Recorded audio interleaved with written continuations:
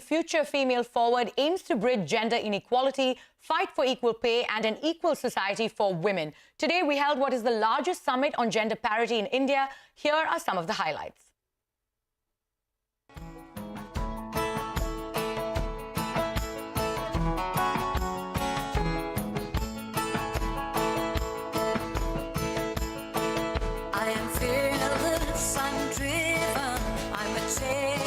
She sat at the back and they said she was shy. She led from the front and they hated her pride. They asked her advice and then questioned her guidance. I used to sell cosmetics for 200 bucks a day. And now I sit 10 kilometers away in the minister's house.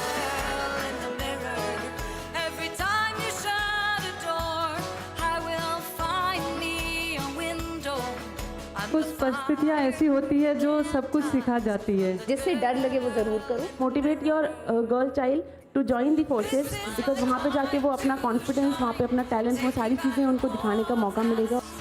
Wearing this uniform and standing here is one of the most proud moments of my life.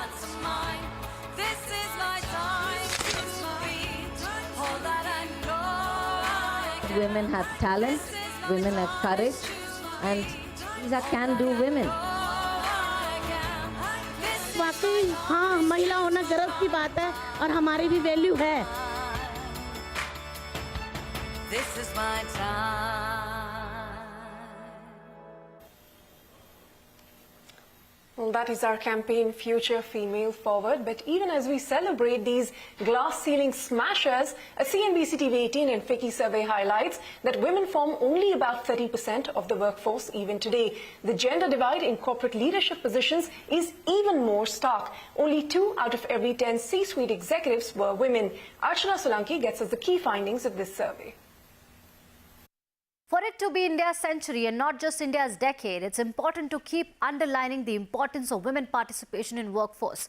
So CNBC-TV18 and FICCI collaborated to put the spotlight on the same. 80 companies across 12 sectors with a turnover of over 20 crore rupees to 7 lakh crore rupees were surveyed in the month of February.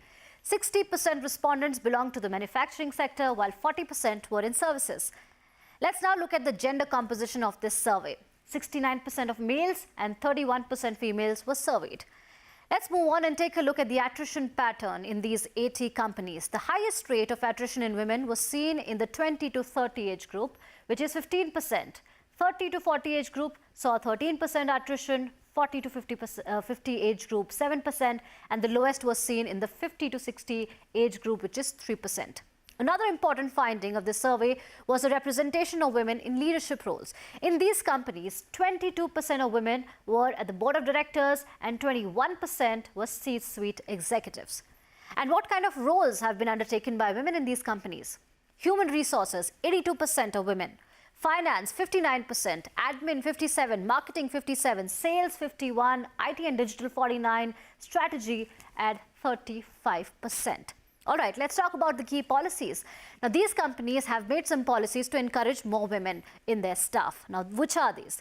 90% of companies have POSH, which is prevention of sexual harassment policy, non-recruitment, not discriminatory recruitment, 90%, infrastructure, 78%. 73% companies have extended maternity benefits. 71% of these companies have flexible timings. 48% of these companies have flexible location, and 43% of these companies have transportation facilities for women. But what happens when a woman takes a long break? Case in point, maternity leave. This survey says that 52% companies have reskilling programs, while 48% don't. Most companies in the survey have said that they absorbed their women employees in the same department and location after they returned from their maternity leaves. The study has also made some policy recommendations to the government. It has urged the government to give more scholarships to encourage women in STEM fields, that is science, technology, engineering and mathematics. They've also urged legislation on gender pay parity, mainstreaming gender in existing programs, and equal paternity leave policy to enable men to share childcare responsibilities with women. So still some way to go there. Thank you so much for those details, Archana. On that note, it is time for us